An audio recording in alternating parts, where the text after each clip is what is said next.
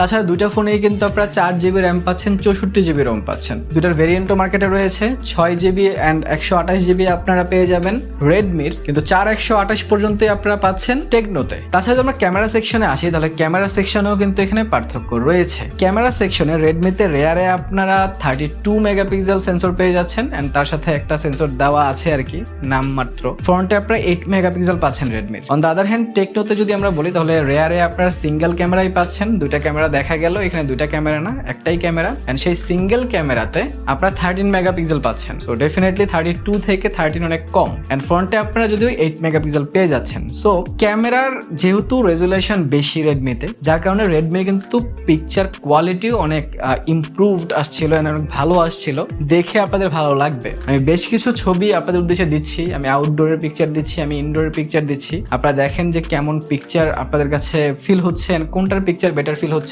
আমার কাছে রেডমিটা খানিকটা বেটার লেগেছে। তাছাড়া যদি ফ্রন্ট ক্যামেরার কথা বলি, দুইটাতে 8 মেগাপিক্সেল এন্ড দুইটাই ডিসেন্ট কাজ করেছে। তারপর দেখেন যে যেহেতু 8 মেগাপিক্সেল দুইটাতেই আছে, তারপর কোনটা বেটার সেলফি ক্রিয়েট করছিল সেটা আপনারা আমাকে কিন্তু কমেন্ট সেকশনে জানাইতে পারেন। সো ক্যামেরা সেকশনে রেডমি কিন্তু এখানে হালকা এগিয়ে আছে।